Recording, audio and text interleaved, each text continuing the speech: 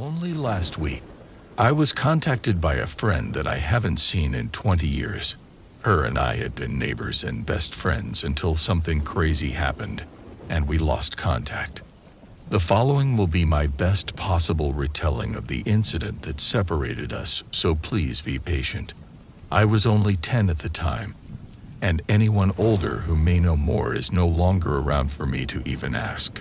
But anyhow, I grew up in a very poor area in small-town Missouri. The house we rented was barely better than the shack. The entire area was just above trailer park level, if you get my meaning, and both my parents worked at least 2 jobs, and I was left alone with no one to really talk to. And that's why I was so excited when Julie and her family finally moved in next door. I walked around outside until she noticed me and asked if she wanted to be my friend.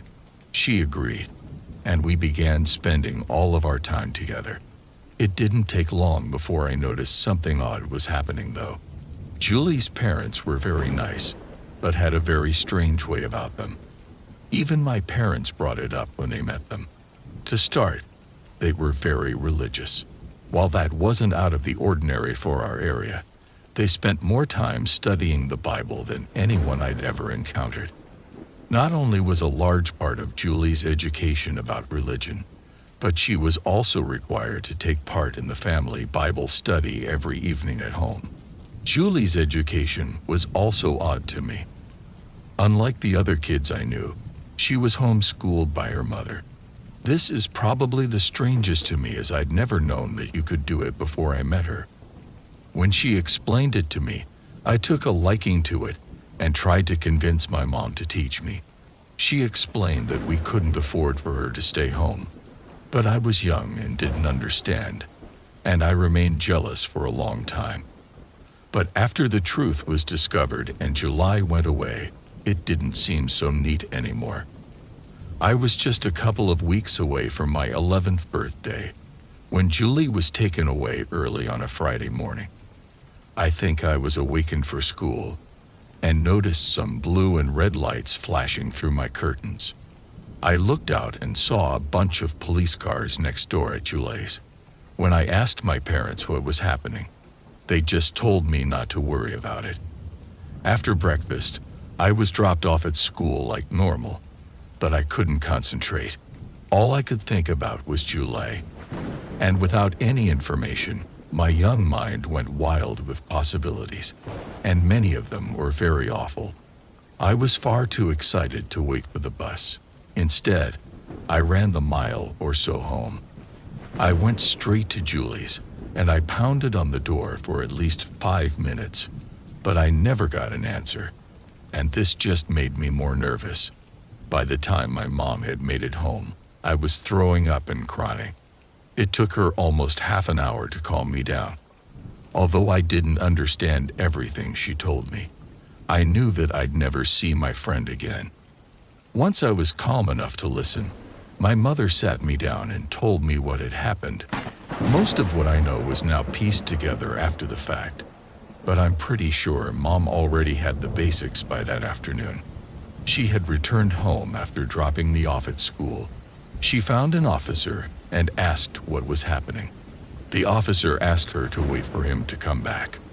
A moment later, an FBI agent approached her and asked if she could answer some questions about the family. She agreed, and they walked next door to our house to do the interview. After a few basic questions, the agent told Mom the story. Julie had been abducted from a Walmart store in Oklahoma when she was just 4. He and the agency had been searching for her since it happened, but her abductors were always a step ahead. He didn't say how they finally tracked them down, but I assumed they made a mistake, and that was all they needed to find this couple. And by the time school had ended, Julie was long gone. More of the story got back to us over the next few years. My dad came across a newspaper article from Julie's hometown that included many of the details that we were not yet aware of. It began by telling how Julie had been abducted from the store when her mother wasn't paying attention. Then it went on to discuss the search and 6-year investigation to find her. Possibly the most interesting part of the article covered the motives behind the abduction. The male of the couple discussed how they had lost a daughter around Julie's age in a hit and run the year prior. His wife became so inconsolable that he feared that she would take her life, and in a very misguided attempt at preventing that, he noticed a little girl all by herself on a Walmart toy aisle and took her. Since then, he and his wife had raised Julie as their own, doing their best to ensure that she felt loved and always wanted. They both admitted they knew it was wrong, but claimed that they'd allowed their grief to drive them to make a poor decision. As I said at the start, it's been 20 years since Julie returned to her family. I never expected to see or hear from her again. That's why I was so shocked and pleased when I got her message. We're currently trying to find an open space in both of our schedules so we can meet and catch up. I haven't looked forward to something like this since my son was born. If she's interested in sharing her life in the intervening years, I'll be sure to share it with you. And I can't imagine it's a boring tale to tell. I'd like to wrap this up with a very appropriate message for all you parents out there. It's really more of a reminder, I guess. Always keep your children in sight. I know little ones are good at disappearing in the blink of an eye, but evil often lurks around every corner. It only takes a short lapse in concentration for your world to change forever. A couple of years ago, after helping my elderly parents clear out their attic, I came across a box of old photos. I took a break from cleaning and carrying, then sat down on a full box to peruse them. Each page was a gold mine of nostalgia, but the albums I found the most interesting were the ones depicting my parents' childhoods. There was a whole album featuring shots of my mom's side of the family and another featuring my dad's. But as I went through the latter, I noticed something very curious. I always believed that I had one aunt, and that was it. But in the pictures, my father quite clearly had two siblings. At first, I thought that it might have been a cousin of his or something, but as I progressed through the album, it became clear that yes, I had a mystery uncle that I had been completely unaware of for the better part of 4 decades. As you can imagine, my first thought was to ask my mom and dad about it, not in an overly confrontational way, but it wasn't exactly the kind of thing that I was happy to put off until a later date. I wanted to know, and I wanted to know right then and there. But as the saying goes, be careful what you wish for.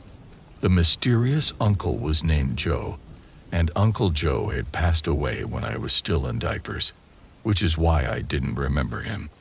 He and my dad had been close, as the pictures had shown, but that made me all the more curious as to why he'd never mentioned him. When I brought it up, I immediately detected this contempt for my mom, which stood in contrast to the melancholy of my dad. This was my first big clue that whatever happened, it had been some sudden, random tragedy, or at least there had to be a little more to the story than that. And boy, was there ever.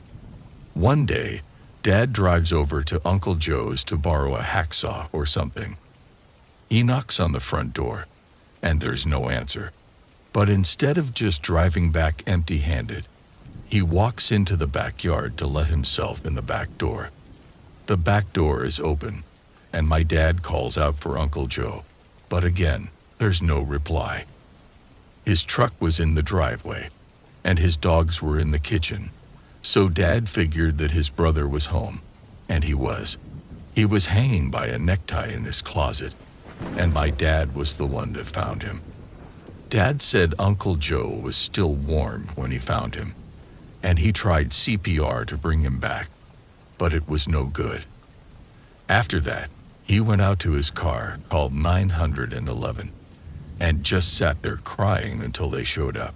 I can't imagine how painful that must have been for him. Finding out your brother just took his own life is one thing, but being the one to find him, that's a whole other level of messed up. A lot of folks attended his funeral, all asking why Joe would do something like that because to everyone that knew him, it was a complete mystery. He had no history of depression or anything like that. And I know some people can hide that stuff really well. So at this point, it's almost cliché to say no one saw it coming. But Dad said that in Uncle Joe's case, that cliché applied double. He was a man's man, loved hunting and shooting. But he also wasn't one to bottle up his feelings. If he had a problem or something on his mind, he wasn't afraid to share it. And my dad was usually his first person to call. So as heartbroken and blindsided as everyone was, the worst thing was being plagued by the question of why. Just a few weeks later, Dad gets a call from the county sheriff, who asks if he can stop by to have a talk with him. Dad said he had no idea what the sheriff might want to talk about, but wasn't suspicious of anything, because they had been in touch quite often since he found his brother's body. But when he got there and said what he had to say, it changed everything. In the weeks that followed Uncle Joe taking his own life, the local sheriff's department conducted a thorough investigation into the incident. They didn't want to speculate on what might have happened until they had all the available evidence. But once they did, an extremely chilling picture began to emerge, one that was all summed up in Joe's note. As you already know, all Joe did was hang himself in his closet. But according to the note, that's not what he planned to do. It contained a long-winded apology on why he had to kill this whole family. He hadn't just planned on taking his own life. He had planned on killing my dad, my mom, and me, along with God knows who else, before he finally decided to check out early. Obviously, Uncle Joe hadn't done that. He hadn't hurt anyone but himself. But there was also no mention or explanation in this note as to why he hadn't followed through with his plan. He'd obviously put some degree of thought into it. All his guns were loaded up and ready to rock, and all the spare ammo that he was packing suggested that he was planning on killing way more people than just me and my parents. But then, for some reason, when it came to actually going through with it, I guess he had second thoughts. Maybe he did what he did as a way of protecting us. I mean, that's what I choose to believe anyway. As for my parents, they don't know what to think. And when it came to that part of the conversation, my dad excused himself and left the room. Mom was still angry, and she said it wasn't at me for bringing it up, but you could tell she'd rather have kept the whole thing buried. If they didn't tell me, I might have gone digging for info myself, and with Uncle Joe's death certificate being up in that attic too, it was only a matter of time before I uncovered it of my own volition. Mom later told me that she gets mad because Dad has the same take that I do, that in a weird way, Uncle Joe was kind of a hero for what he did. It's like he killed the monster who was going to kill us. It's just that monster was him somewhere inside his own head. I know that's messed up to say because ideally, Uncle Joe didn't do any of that stuff and went and got himself whatever help he needed. That's what makes my mom so mad too, is how my dad thinks of Joe as some kind of saint when on any other day, he's driving over and gunning us down along with God knows how many other people. But he didn't do that because whoever planned on killing us, I choose to believe that wasn't my Uncle Joe. I'm not saying it was the devil or anything, but something took control of him like a bug in a video game or something. His code went all wrong for a second, and when he realized what he was about to do, it scared him so bad that he did what he did before it could take control of him again. Like I said, in an ideal world, Uncle Joe is still alive. But we don't live in an ideal world, and we got to take our heroes where we can get them. So I guess it's rest in peace, Uncle Joe. I wish I understood what happened to you. But I guess the next best thing is being alive too. My father came to America in 1946 at the age of just 19 years old. He'd somehow survived growing up during WW2 in that era in Poland, and he tried his best to make a life for himself once peace arrived. But it proved impossible, so instead, he traveled 3,100 miles from his hometown to the northern port of Danzig, where he hopped on a ship and sailed all the way over to Ellis Island. He made his way to Chicago, met my mother, and the rest is history. When I was growing up, he seemed very proud of our Polish heritage, and mealtimes would often feature a lot of Polish food like kielbasa, pierogies, and golatki.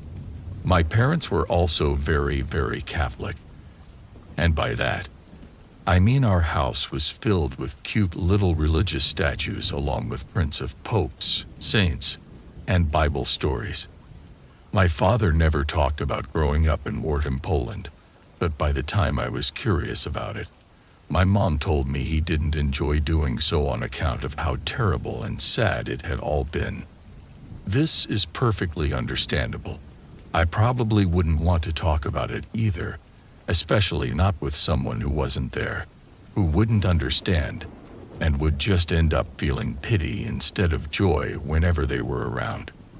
Now, many years went by, many happy ones too, but as my father got older, his health began to fail.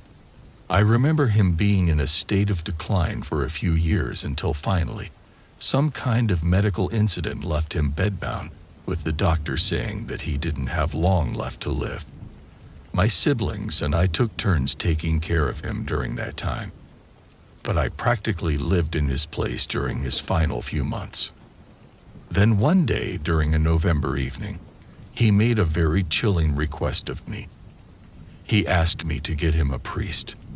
I knew that wasn't a good sign, but I did what was asked of me and got in touch with the priest who promised to come over, take his final confession, and give him the last rites. Usually speaking, that final confession consists of little more than a blanket admission, because only the repentant can be truly forgiven, and after that, the priest administers the last rites, and a person can pass away in peace. But that's not what happened with my father. When it came to giving his last confession, my father began to speak in Polish in front of me for the first time since I was a child. I'm pretty sure he thought that I couldn't understand him, but that was only half true. My Polish has never been great, but I can understand way more than I can speak, and I did understand every word my father said to the priest that evening.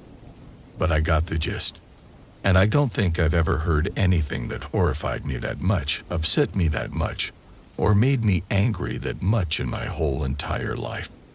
What I heard were fractured pieces of information, but as I said, the gist of it was clear. The reason my father had left Poland in 1946 was that he'd taken part in an act of mass murder, and if caught by the authorities, would have been hanged for his participation. For those that don't know, Poland got it really bad during the Second World War, and the situation in my father's hometown was no different. Right from the get-go, the Germans were massacring the townspeople, including one incident where they summoned everyone to the local athletic stadium and then publicly executed more than 50 people. There was a lot of resistance, with local partisans managing to kill a handful of SS officers. But every time they got hit, the Germans hit back 10 times harder. They killed hundreds of people and deported thousands more, so that by the end of the war, Kielce was a shadow of what it had been beforehand. But then, after the Germans were kicked out of Poland by the Russians and various partisan groups, the peace was almost as bad as the war. Since my father's hometown had dozens of empty houses and apartments from all the people that had been deported or killed, a human tidal wave of refugees and traumatized survivors showed up looking for somewhere to live. Some of these people had lived there before the war and came back to find their houses had been either taken over by squatters or completely destroyed. So with no place else to go, They had to basically set up camp on the edge of town. The camp then grew and grew, with hundreds more refugees showing up because they heard my father's hometown was a good place to stay. Then, just like many situations like that, your good apples got along to get along, while the bad apples started giving the refugees at the camp a very bad reputation. One day, my father said it was summertime. A woman began running around town asking if people would have seen her young son. He was 6 or 7 years old, around that kind of age, and he'd overstayed his curfew long enough for his mother to become worried. An impromptu search party was formed, and they go around asking if anyone's seen the boy. Then in the course of their search, they either decide or discover that the missing boy had been playing out near the refugee camp with some of the kids who'd lived there. Well, one thing leads to another, and a posse of townsfolk marches down to the camp and demands the return of the missing child. Someone in the camp doesn't take kindly to the accusation, and a fight breaks out. There were far more men in the camp than were in the posse, so they were soon overwhelmed and driven off. But when they showed back up in town, all bloodied and bruised, they told everyone the refugees did kidnap the kid. But not only that, they told everyone that people in the camp had kidnapped the boy and wouldn't give him back because they killed him. I guess the tension between the townspeople and the refugees was so bad that the townspeople didn't question the search party's claims. Then, just like in some old Frankenstein movie, the men and boys of the town formed a huge mob, then marched out of the refugee camp. And my father had been part of that mob. When they arrived, some of the men from the refugee camp tried to stop them from entering, but it was no use. The mob was many, and the defenders were few. They burned tents and wagons, beat people, stabbed people, set people on fire. A few of the townsfolk had brought guns, so every so often, there was like a crack of a rifle or pistol before another of the campers fell. It was a true massacre in every sense of the word, and hundreds were killed before the Russian garrison arrived to put an end to the looting and violence. Only when they threatened to machine gun everyone running riot in the camp did the crowd disperse, but the new Russian-backed government couldn't allow that kind of lawlessness. They sent soldiers to round up everyone who had been part of the murderous mob and executed 12 of them by hanging in the days that followed. After that, many of the others who descended on the camp, my father included, decided to flee rather than face a Red Army firing squad. And that's how he ended up going north to Gdansk, and how he ended up coming to America.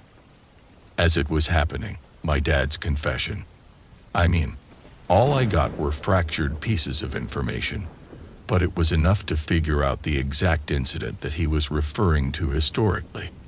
I remember the feeling of my heart sinking in my chest when I realized every word he said was true, and that there was a whole Wikipedia article detailing what had happened in the build-up to it, as well as the aftermath. I think I could write for hours, and it still wouldn't sum up all those feelings of anger and shame and heartbreak I felt. Imagine it. Imagine going your whole life looking up to your father, seeing him as your greatest protector, and thinking he wouldn't hurt a fly. Then one day, you find out that he gleefully stole from the women and children. He used rocks. That's right, rocks, to kill. Not all of the mob were armed when they descended on the camp, and those that didn't have guns or knives or farm tools to kill with used their fists, feet, sticks, and stones. I never asked my father about what happened in his hometown. I wanted to, but I couldn't bring myself to. I just did what I could to make him as comfortable as possible, and he died a few days later. I never breathed a word of what I'd heard at his funeral. And all that horror and guilt was masked by grief. And when it came to dividing up his meager estate, I knew where my portion of the money was going. I'm sure the synagogue and the homeless shelter and my father's old Polish hometown were very surprised when donations of a few $1,000s each bordered in their bank accounts. But if they tried, they were unable to reach out and thank me for them. But that's okay with me, because I didn't make those donations in my name. I made them in my Father's, because if all the Catholic fire and brimstone stuff is actually real, I figured he could use all the help he could get just getting into purgatory. Because unless there really is such a thing as a benevolent and merciful, all-forgiving God, I can't see him getting into heaven. At least not right away. Before I get to the point of this, I figured that it would help if I gave some background to my life. Currently, I'm an 18-year-old male living in Missouri. Ever since my father left when I was 5, I'd been very aware of my role in our family. Despite my young age, I knew what being the man of the house meant. I did all I could to protect my mother and sister from the outside world, no matter the consequences. Even though I knew a bad beating was coming my way, I stood up to a much older kid when he called my sisters some profane names. I may not have known what that meant exactly at the time, but my sister's tears told me that it was a bad name, and it ultimately cost me a tooth. But every kid in our town learned just how determined I was after that fight. It was by no means the last beating that I would receive at the hands of another kid for defending my family. I rarely won fights, but I'll never be sorry that I protected them. I'd do it all again tomorrow if I had to, even if it cost my life. Fighting wasn't the only aspect of keeping my family safe. Probably the worst event in my life was when my sister was killed in a hit and run. She was only 16 when it happened, and her death almost destroyed our mom. Despite barely being 13 myself, I stepped forward to take some of the weight off of her shoulders. When it became clear that we didn't have enough money to give my sister a decent funeral, I sold everything I owned except my clothes. I only kept my clothes because I didn't think anyone would want threadbare hand-me-downs from Goodwill. In the end, it wasn't enough. Fortunately, my dad's family was kind enough to pay, and regardless, I still gave the money to my mom to help with bills. I only wish that I could have given her more, but nobody would hire me because of my age. I say this all simply to show how important family has always been in my life, and maybe now you understand why a secret from the past has left me so confused and needing help. When I was given the assignment early in the semester, I had no idea what I was about to expose. Because of my grades for my junior year, I was placed in AP Biology for my senior year. In truth, the assignment to trace our family trees didn't really have much to do with genetics. I think the teacher really wanted us to see just how complex the human family really is. I looked forward to learning about my family's past, but felt resistance almost from the beginning. When I first mentioned the assignment, my mom quickly changed the subject. I didn't think anything of it then, but every mention of it after that was treated the same way or just completely ignored. I wasn't sure what lay behind her reaction, but it was clear that she had something to hide. And just my luck, I came across a distant cousin on a genealogy site, and she was able to give me most of what I needed. All I was lacking was a small amount that only my mom could provide. As my deadline grew closer, I became more nervous and begged her to help. She continued coming up with excuses until I mentioned the cousin. The sort of sick look spread across her face, and she asked me to just sit down. I never could have guessed what I was about to hear, though. Until the 1990s, my family had been relatively normal. Mom's side had arrived in the United States in the mid-1800s. They arrived from Sweden, like thousands of others, and purchased a small piece of land to farm. My grandparents met after World War I and started the family. When one of my uncles passed, my mom and her twin brother were the only remaining children. Everything was normal until my mom was about 13. Around then, her father began visiting her bedroom late at night. That's as far as I'll go with that. She kept this quiet for a little while, in hopes that it would stop. But after a year passed and it continued, she confessed it to her mother. Rather than get angry at her husband, my grandmother called my mom a liar and even slapped her. She kept it to herself after that. The bedroom visits would carry on until someone noticed and ended it. That person would be my uncle, my mom's twin brother. He had been unaware of all of this until he happened to see his dad coming out of mom's room one night. He ignored it at the time, thinking that it was nothing. But when he confronted his sister, she broke down and confessed everything. Naturally, he was disgusted and angry about what he just heard and asked his father if it was true. Instead of denying it outright, his dad told him to mind his own business, and this just made him more furious. And in a matter of moments, everything changed forever. Mom's brother left the room he and his father had been speaking in and took a shotgun from his closet. He returned to find his father sitting on the couch watching television. The boy calmly and quietly walked up behind his father and shot him in the back of the head. That clearly was all it took, one up-close blast from the powerful weapon. And it was all over. As you can imagine, the home flew into chaos. My uncle put up no resistance as the police took him away. And this would be the last time Mom would ever see her twin. What should have ended there just got worse. My grandmother constantly cursed my mom, blaming her for her husband's death. The abuse got so bad that Mom finally ran away from home with my dad and got married. You already know how that ended. I was left speechless after hearing this. I had no idea what to say. Her story had answered so many questions, and so many more were created at the same time. I had already wondered why Mom's side of the family never came around. I just assumed that they were all dead. Mom never once mentioned them. And if anybody from that side of the family came up in conversation, Mom would just ignore it. Dad must have known, considering that he never brought them up, and I'd realize now how odd that is. My friends would ask about that part of the family, and I couldn't do any more than just shrug. When you're young, stuff like that doesn't matter. Now it's the only thing that does. Since the day she told me, we haven't said much to each other. I can't speak for Mom, but I have no clue what I would say if we did. There are so many thoughts and questions swirling around my head. I can't think of anything else.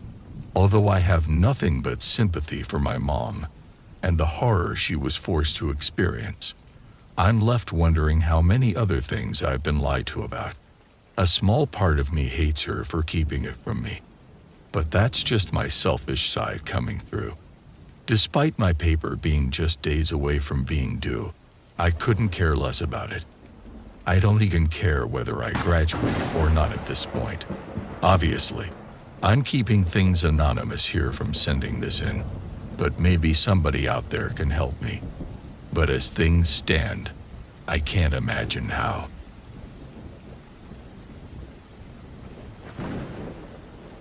I have a story, or maybe a set of smaller stories, that happened while I was a child. It was something that was recently brought up again between some family members, and while I try my best not to let it get to me, some days it's not so easy. This may be submitted anonymously, but I think overall I will feel better at least talking about it. Also, I wanted to warn that this happened to me when I was quite young, like up to the age of 5 or 6, I think. So some of it was from my own memory, but there were some missing pieces that have been added by family to help complete the picture for me. My mom was definitely a troubled kid, but I don't think anyone could really answer the why part. She had a good childhood based on everything I've heard from my grandparents and aunts and uncles. But nonetheless, I was the result of one of her mistakes. She seemed to still be optimistic about my arrival. Of course, for all of the wrong reasons. And she at first was going to give me up for adoption, something my grandparents even suggested to her, hoping that they could bring her back home and help her turn her life around. But she wanted to keep me, and my grandparents supported her and agreed to help her where they could. I wasn't their first grandkid, but they were always loving to us all. As my mom said to my aunt and others in passing, her plans were to use me basically as both payback and by getting child support from my father, as well as any other financial support that she could get. She bragged about how much money she made just from having a kid to some of her siblings, and she never got child support, however, because she couldn't even prove who my father was, and she never did. Also, she didn't stop drinking or using while she was pregnant, and my birth defects and fetal alcohol syndrome prove that. Of course, nothing was done by the state because she claimed it must have been an early pregnancy, because she swore she stopped drinking after finding out after I was born. Some of my earliest memories of her weren't anything spectacular either. I had a small room with toys, most of which came from my grandparents or aunt, and I typically stayed in there by either force or because my mother just demanded it. I remember some nights being hungry as I hadn't eaten, or even just not feeling well, and I would ask my mom for help, and she would get pretty angry with me, yelling at me to go back to my room. And that's what I would do. But I was still a child. I would throw tantrums if I was hungry enough, and then she would come storming into my room with something to eat. Or if it was because I wasn't feeling well, she would have some kind of liquid for me to take or a pill. I was still too young to understand you had to swallow it, so I would always chew it and would cry because it tasted so awful. But shortly after she would bring me something, I would feel incredibly tired and typically would lay down wherever I was in my room, whether that was on my bed, the floor, or with my toys. And then when I would wake up, I would always become violently ill.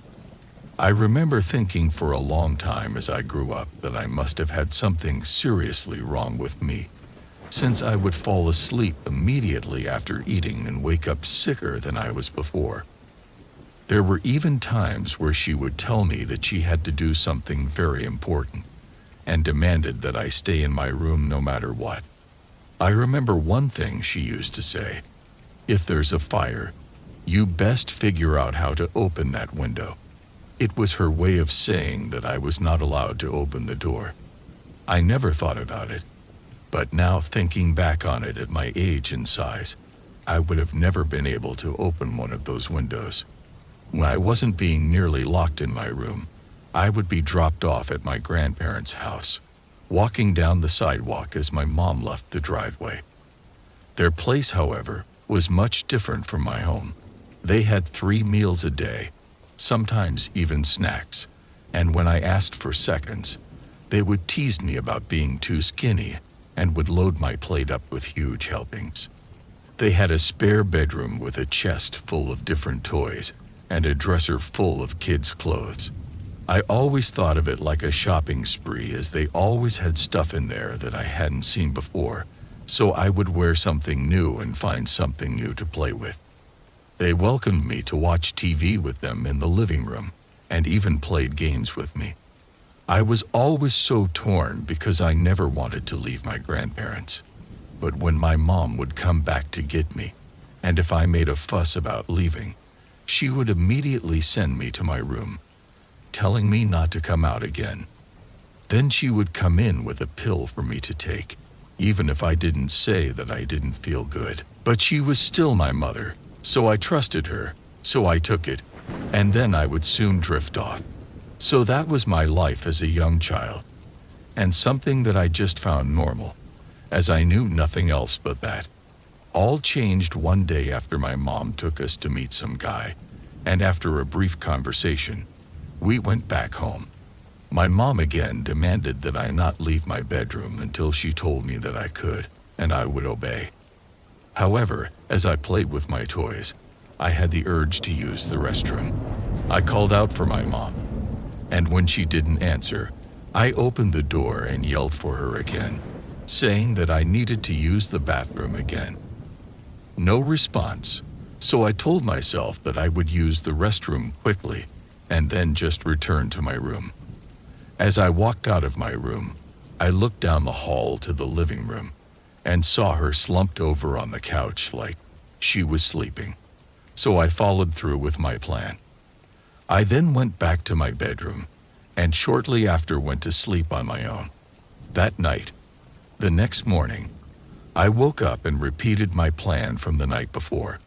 The second time she was still on the couch, but she was more so laying down rather than sitting up like she had been. I went back to my room and played for a while until I could no longer ignore the sound coming from my stomach. Again, my mom didn't respond to me calling for her, so I decided to just try and get something to eat for myself. I went to the kitchen and found a box of graham crackers that were already open. I grabbed some of those and went back to my bedroom. I think I stayed there until and unless I needed the bathroom. I think I even napped a few times, not having anything else to do.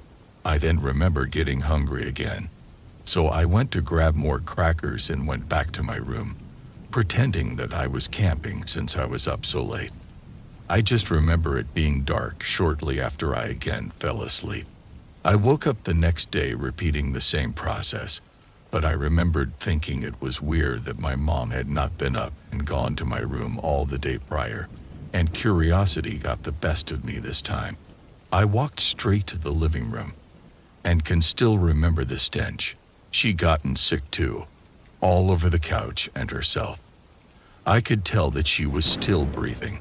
Not that I could do much about it being a young child, but I wanted to do something different.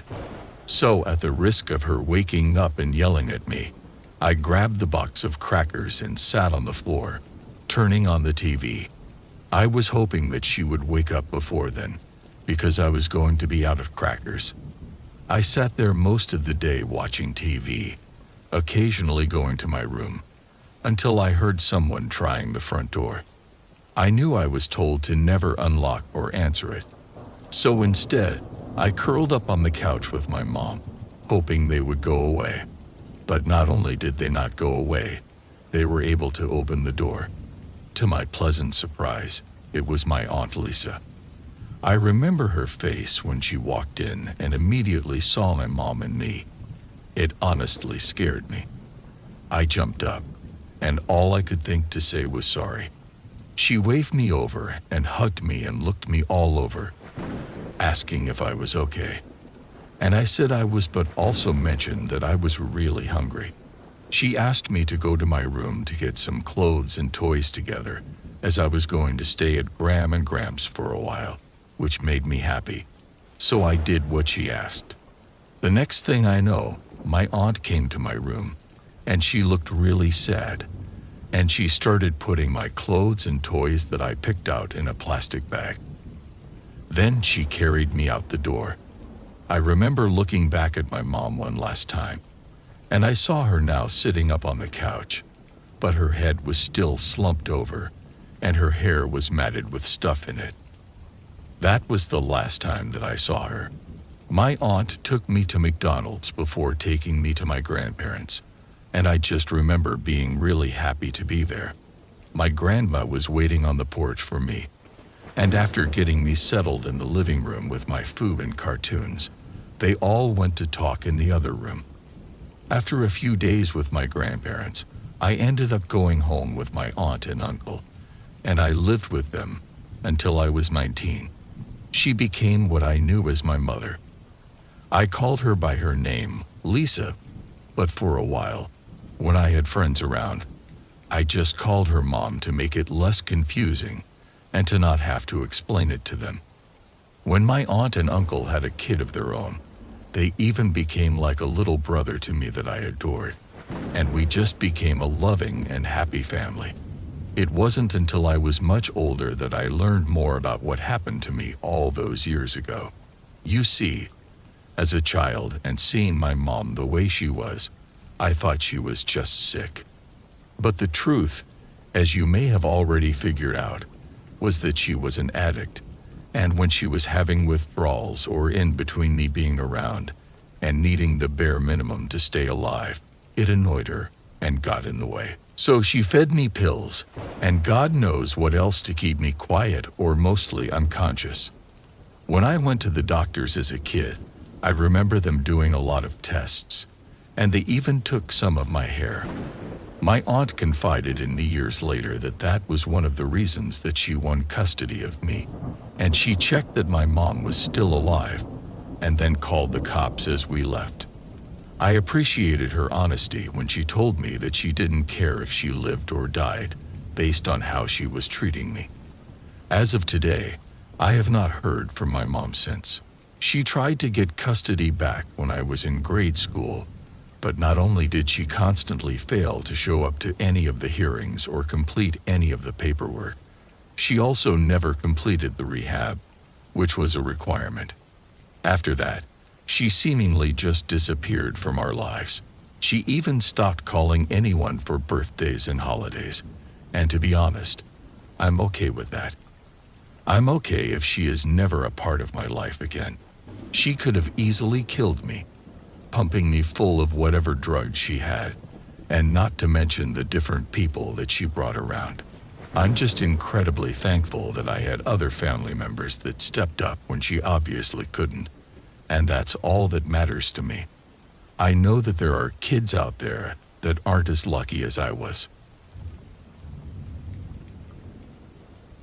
Back when I was very young, I had a friend that I loved to hang out with that I'm gonna call Zach.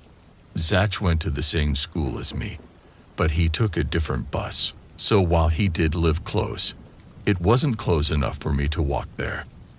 However, both of our families got along, so we spent a lot of time together outside of school, sometimes at my place, and also at his, depending on what we wanted to do with our time. He was an only child, and they had a pool, whereas I had 2 other siblings and no pool. Very important things as a child. So yeah, Zach and I were pretty inseparable, and each of our homes had their benefits.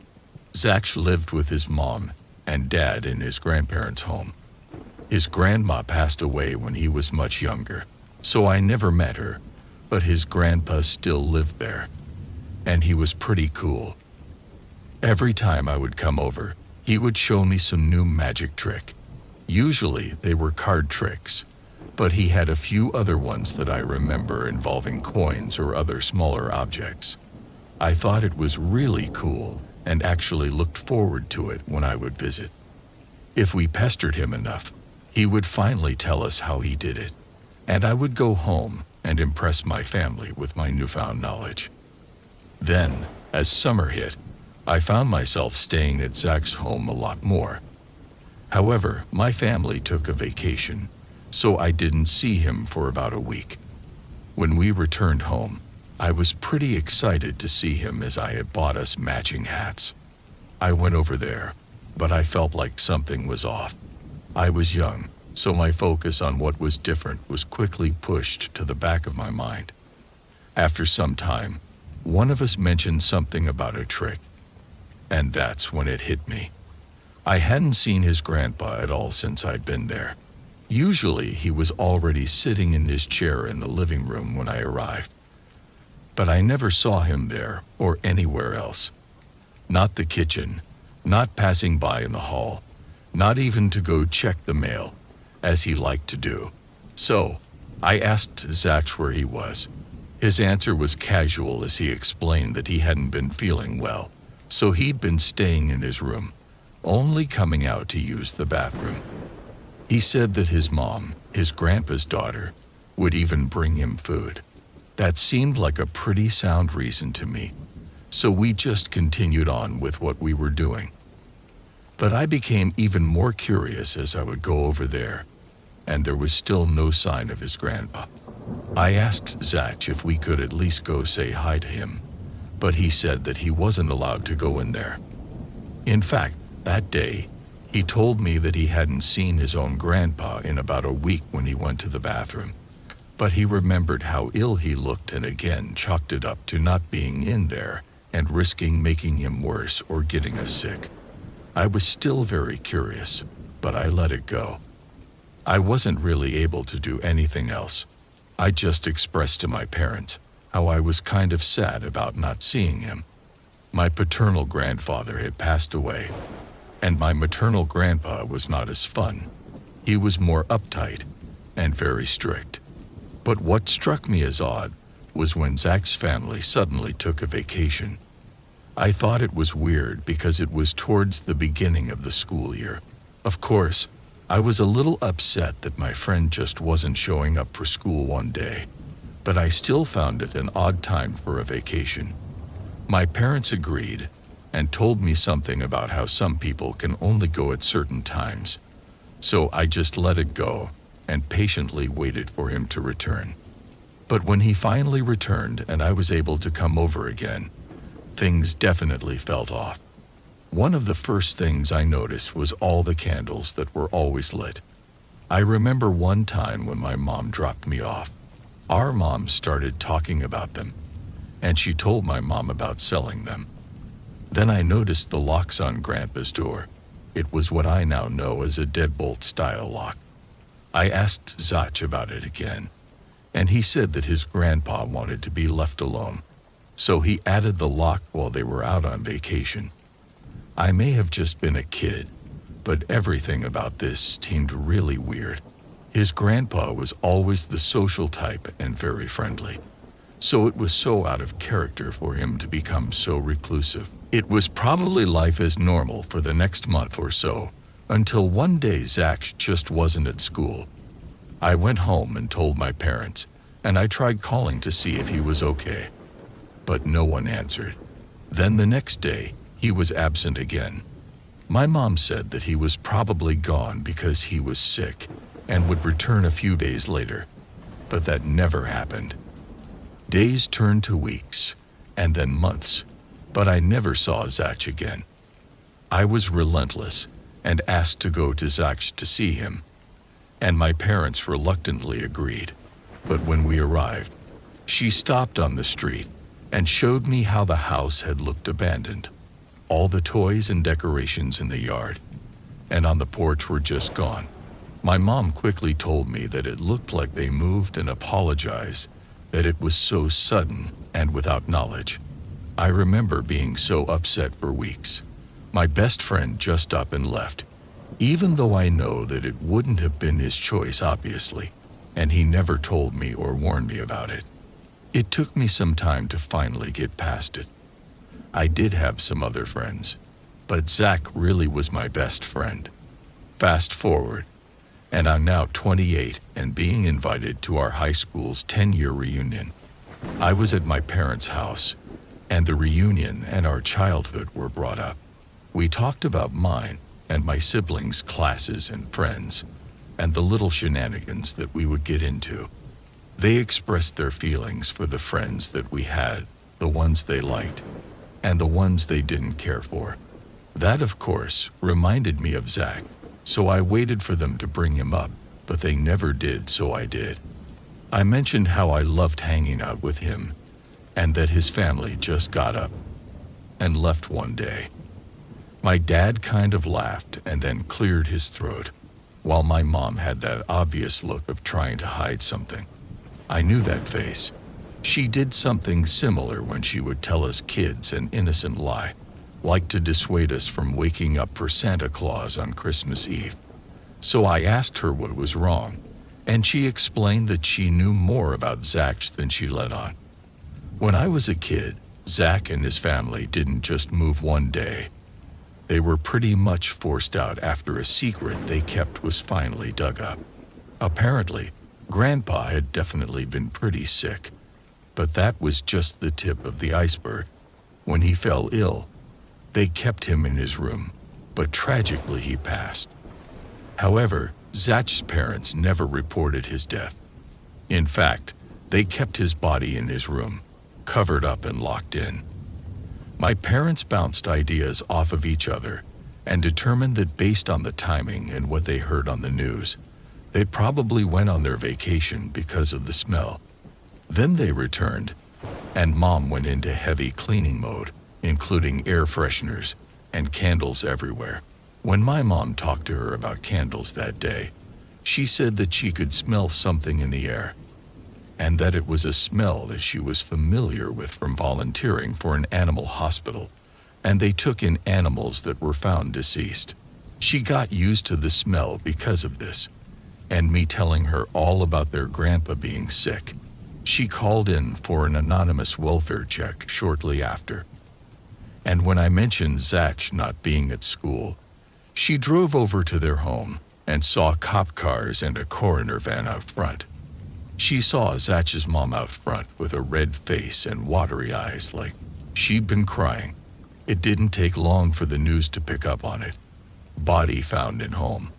Zach's grandfather had died in that house, and they all continued to live there while he was just left in the bedroom. I was horrified when she told me this. I had stayed in that house while he was there, most likely already dead. But it now made sense as to why my mom didn't let me stay overnight after that day that she came in with me. Some of this was rumored, but putting it all together, it makes sense. Zach's grandparents were pretty well off. They owned their business, but it was shared with their business partner. When he passed, he would leave the business to his partner and not his own daughter. I'm sure he had his reasons. They did live in his house after all. On top of the business shares, he also got Social Security checks that were pretty much going into their pockets, and if they reported him as deceased, they wouldn't get any of that anymore. So they tried to keep up the charade as long as possible. Of course, when the welfare check was called, they demanded they open Grandpa's door, where they then found his body. As soon as Zach came home from school, they were gone. His parents were charged with fraud, so Zach was sent to live with someone else, someone that we didn't know. So that's how I found out kind of what happened to my childhood best friend. The whole time I was sad about not seeing his grandpa, and then sad to just unexpectedly lose my friend. My parents, of course, never told me any of this before, which was understandable. But now that I'm older, it creeps me out knowing how close I was to a dead body, and that they even knowingly lived there with it. I just hope that Zach, first off, wasn't aware of what was happening. And second, I hope he got to live a happy life after he moved and got away from his messed up and greedy parents. My name is Tatiana, and my story takes place during my freshman year of high school while I was on winter break. Before I begin my story, let me clarify my living situation. When I was young, my mother and father separated, so my father moved in with his parents, and years later, my mother passed away when I was around the age of 6 and my little brother was 4. This caused me to move in with my grandparents and father. Anyways, fast forward to December 2017. So my aunt and uncle and 2 younger cousins live in another state, and every year they visit my grandma during the summer vacation and Christmas. My uncle only visits in the winter, however, because we don't have the best AC. Anyways, the trip started out normal, and we were all pretty excited to see each other again, and the same goes on for a few days. Then about the 4th day, I got a weird vibe from my uncle when my older cousin told me that my uncle went up to her and said, "You're looking hot today, babe. Not pretty, not beautiful, hot." She told me that she felt sort of uncomfortable around him, but I thought maybe she was just exaggerating. I later believed her when it was just me and my uncle home alone, while I was sitting in the living room on my phone when he then laid his arm on my shoulder, sort of pushing it down, leaned in and whispered in my ear, "You look very beautiful today." That statement alone didn't bother me. It was just the way he expressed it, and it made me realize that what my cousin had told me was true. For the rest of the week, I didn't want to be alone around him anymore, and I always tried to have someone else in the room. But he would still do little things like grab my shoulders or touch me in areas near my chest, even with others around. I sometimes felt afraid to fall asleep with him in the room because he, my grandmother, and I were sleeping downstairs together while the others took the upstairs. Anyways, one day I was upstairs in my room, collecting my little cousin's pajamas because I would help take care of them while they were over. My uncle came into the room to thank me for helping out. I wasn't bothered by this until he slid a $5 bill up my sleeve and accidentally touched my boob and just walked away. I felt disgusted, but at the same time, I was able to laugh it off, telling myself that he acted like I was a stripper by putting money in my clothes. That aside, I was still disturbed. The last incident I recall occurred when my grandma, aunt, uncle, and cousins were all in the room. I was opening a kitchen drawer, and he was trying to move past me. He could have excused himself so that I would let him through, but instead, he grabbed me by the hips and thrusted into me from behind, stayed there for a good 10 seconds, and then just said, "Excuse me, babe." The day they left could not have come sooner. We said our goodbyes. I got an uncomfortable hug from my uncle, and they were off. It's currently the end of August, and I start school soon, which before I know it, my cousin and I will have to get through another visit with them. If he's willing to do all that, I'm really afraid to know what else he's capable of. We're having to find out the hard way.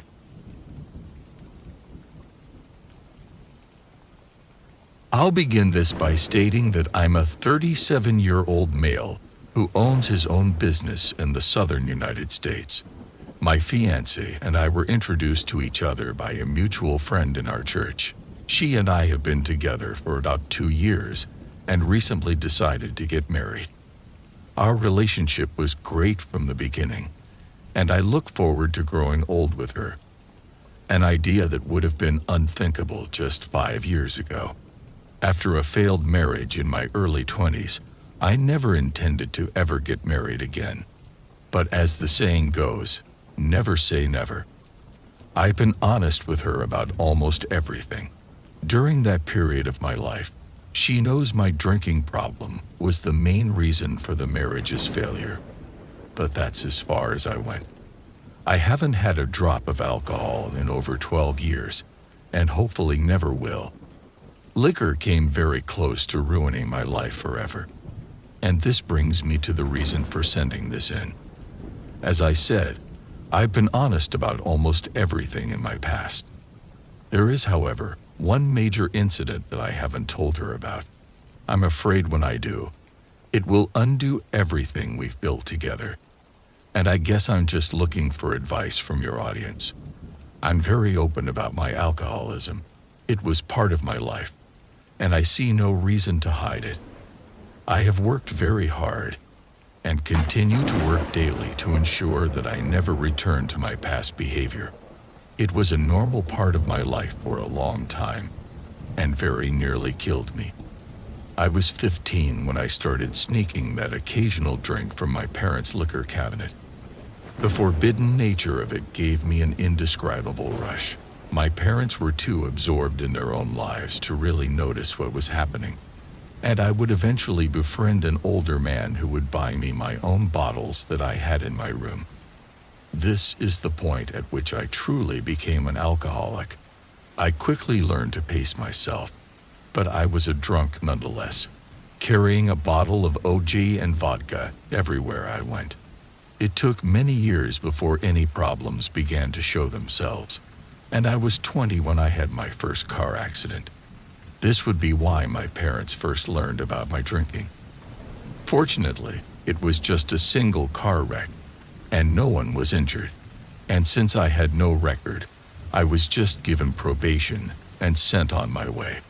A smart person would have counted themselves lucky and stopped drinking, or at least stopped driving while drunk. I'm not that person. Less than a year later, I crashed into a parked car near my house. The judge was less understanding this time. He not only extended my probation to 10 years, but he also ordered me to get one of those breathalyzer things that connected to my ignition. And now my car wouldn't even start until I blew sober. Being the drunk bum that I was, I got around this by driving my now wife's car instead. I managed to make it over 3 years before I had my last and worst wreck. This would be the one that changed everything and the reason I'm writing this today. You see, at the time, I was 24 and working for a friend's business. On this night, I had been partying with some buddies at one of their houses, and he was reluctant to let me drive home. But by now, I was good at hiding how drunk I was, and I convinced him that it was okay. I didn't exactly have the smartest friends back then. And the truth is I was trashed. All I remember is entering onto the highway, and everything after that is a blur. But according to the police report, I passed out at the wheel and crashed into another driver head-on. I wouldn't be as fortunate as I had been in the past. The other driver was a 22-year-old mother, and her 19-month-old child was in the car with her. Neither would survive the wreck. While I got away relatively unscathed, of course, I was too drunk to know what was going on. And it wasn't until the next morning when I sobered up that I realized I was now a double murderer. If I could have taken my own life at that moment, I would have. Sitting in that jail cell, I promised God that I'd never take another drink again. And I've held that until today. The justice system was done giving me another chance when the prosecutor offered me 9 years. I took it. I knew it was more than fair. I could have easily been sentenced to double that if I went to trial. And what followed was 6 years, the best and worst years of my life. I was lucky enough to have access to the last few remaining rehab programs that existed in the prison system. I spent every available moment trying to better myself, and it ultimately paid off. Don't get me wrong, though. Quitting drinking cold turkey was far from easy. There were moments that I came close to dying, and I would have deserved it. I took a few beatings, and my wife divorced me. Still, I didn't give up. I did all I could to stay out of trouble during my term inside, and I was granted early release after serving 6 years. The remainder of my sentence was spent on parole, which I completed 3 years later. My life since then had been a constant struggle, the one I fully embrace every day above the ground is a gift. Please excuse this long-winded type out, but there is a point to all of this, I promise. And the year since I've left prison, I've continued to attend AA meetings regularly and sponsor several other alcoholics. I have also become a member of a local church, which is where I was introduced to my now fiancée. And this brings us to my problem. At some point in the course of telling her about my life, I punked out and didn't tell her about the woman and infant that I killed. I'd already become emotionally invested in the relationship and was afraid that this would just scare her off. And now that we're planning to get married, I'm unsure what to do. Is it too late? Should I confess and pray that she doesn't walk out? Or do I hope she never finds out and just keep my mouth shut? My conscience is pushing me to be honest, but I'm afraid it will destroy everything. I love her so much, and hiding this from her has been agonizing. And this is where I'm asking for guidance from strangers, people without any personal connection to either of us. So please, what should I do? I was 12 when I met my best friend. Not for privacy and legal reasons, we'll just call him Kyle. This year was 2006, and my dad was transferred to a new city for his job. I met Kyle on my first day of school. I was sitting in the office while my mom spoke to the principal, and Kyle had just gotten into a fight and been sent to the office to be punished. He still had blood running out of his nose. I remember we began talking, and before I knew it, I had made my first friend. Our houses were only about a mile apart, and I'd ride my bike over to his place all the time. From my perspective, his home life was awesome. Both of his parents were professors at the university and had a very liberal stance on parenting.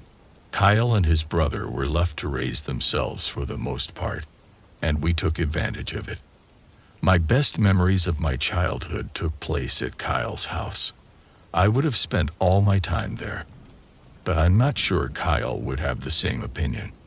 No matter how free he may have appeared, his life was closer to a prison in one major aspect. Not long after I met him, I noticed Kyle showed up at school with black eyes and bruises all over him. I assumed that these were caused from frequent fights or something. I know that's what the teachers thought because they said as much. However, I would soon come to realize that this wasn't the case the better I got to know him. Maybe the second time I was at his house, I witnessed his brother push him down and laugh. This was just the first of many times I'd see him being abused by his older sibling. I'm well aware that brothers and sisters fight sometimes, but this wasn't that. Though Casey, Kyle's older brother, would often just attack him out of nowhere with no provocation. It was sad to see, but what was even worse was how his parents reacted to it. Every time he asked them for help, they just blew him off. He was told that boys will be boys and was sent on his way. There were so many times someone could have stopped this, but nobody seemed to care enough. I'm not a psychologist, but I think the abuse from his brothers drove him to get into fights at school. I can only assume that it was an attempt to regain some amount of power that had been robbed from him at home. He would usually pick the biggest kid that he could find. Whether he won or lost, I never saw him walk away without a smile. It was like he had some split personality, and this side just came out to fight. A few minutes would pass, and his normal, quiet, and kind side re-emerged to take over again. I witnessed him get into probably 10 fights. Each one he cursed and mocked his opponent into a raging fury, but not once in all the years I'd known him did he ever raise his voice to me. Had I not seen the side of him, I wouldn't believe it even existed. To this day, I've never met another person like him. He'll always be like family to me, but deep down, I'll always be terrified of that beast that lurked just below the surface, ready to strike seemingly at any moment. As the years went by, a lot of things changed, but Kyle's home situation stayed the same. The abuse continued to escalate until Kyle ended up in the hospital a few times, and each time, his brother would ease up. But like an abusive spouse, something set him off, and he'd lose control again. Just in time, some ray of hope appeared the year when we turned 15. Casey had graduated the year previously and left for college, and Kyle was finally free, and his attitude began to show it. The fight stopped almost completely, and he was smiling a lot more. His grades even started to improve so much that he made the honor roll for the first time in his life. As we headed into the Christmas break, life couldn't have been better. And then all of a sudden, it all fell apart. On the 27th of December, I got a phone call from Kyle. I'll never forget the day prior. Casey had come home after drinking and fell down the stairs, and at present, he was in a coma. The doctors weren't sure if he would even wake up, and if he did, he'd probably have severe brain damage for the rest of his life. And despite the long history of abuse, Kyle was shattered over the event. Against all odds, Casey did survive, but the doctor's prognosis proved correct. The fall had done severe neurological damage. He was left confined to a wheelchair and unable to communicate. He remains dependent on others for everything to this day. And Kyle changed too, although he managed to get on with his life. A cloud seemed to hover over him from then on. I would slowly see less and less of him until I graduated and moved away to attend college as well. Other than the occasional phone call, we had very little contact with one another for the next few years. I would eventually get a degree and move again for work. And by this time, Kyle and I had lost contact completely. But I had no idea how to reach him, and it wouldn't be until I was 25 years old and starting my own family that he would make a brief reappearance before disappearing again. But this time forever. One year during Christmas, my wife and I took our newborn daughter to meet her grandparents for the first time. We were all sitting around the table catching up when the phone rang. My mom answered and told the caller to hold on for a moment. Kyle wanted to talk, and she asked if I wanted to speak to him. I did, and of course, took the phone into the other room. We made small talk for a few moments before he invited me out to get some drinks. I agreed, and we met up at a bar downtown. We spent an hour there before we left for his house, grabbing a 12-pack on the way. It was just like the old days, hanging out in that giant house, just the two of us. His parents had given him the old place when they divorced, and Casey had been put in a rest home long ago. We just so happened to be sitting on that same staircase that Casey plunged down when Kyle made a terrible confession. We were both pretty drunk when he said it, but the effect was no less shocking. The subject of Casey's accident came up when he confessed. "Come on, man, you don't have to play that game." You know, I pushed him. It was like all the air had been sucked out of the room, and I choked on the beer that I was drinking. I paused and waited for him to say that he was joking, but he never did. I didn't want to admit it, but I knew he was serious. I tried to laugh it off, but he doubled down and went so far as to explain his reasons. He made it clear that it hadn't been premeditated. It just happened in the heat of the moment. And once Casey moved away, he was able to relax for the first time in his life. But then he visited for Christmas, and all that pain came rushing back. He did his best to avoid him while he was there, but Casey sought him out, and Kyle fought back for the first time in his life. They were at the top of the stairs, and Kyle tried to push him away. Unfortunately for Casey, he was drunk. He lost his balance and fell. As usual, nobody was around to witness it. Kyle was scared and kept the truth to himself. Some people may have been suspicious at the time, but they never said anything, and I, for one, was not among them. I never suspected Kyle for a second. I had no clue what to say after this, and the conversation kind of just moved on to other subjects. Nonetheless, his confession floated around in my head for the rest of the night. I headed home around 3 a.m. and slept late the next day. For most of the afternoon, I assumed that I dreamed the whole thing up, but then Kyle sent me a text that proved that I hadn't. The text said, "I didn't mean to put you in this position. I'm sorry and understand if you don't want to hang out anymore. Do I have something to worry about?" It took me the rest of the day to decide what I was going to do. Even though I don't think Kyle meant to hurt his brother, a young man's life was ruined forever that night. I wouldn't wish that kind of hell onto anyone. And shortly before going to bed that night, I wrote him a text message that would be our last point of contact forever. It said, "You don't have anything to worry about from me, man. That said, I think it would be best if we didn't talk again. You need to get help with your anger issues before you kill someone. I hope you understand. He'll always be my brother." I kept my word and told no one about our conversation for the last 4 years. But now that I've been informed of Kyle's passing, I suppose it's time everyone knows the truth.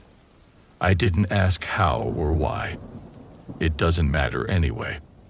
I just wish that I could have gotten to say goodbye one more time.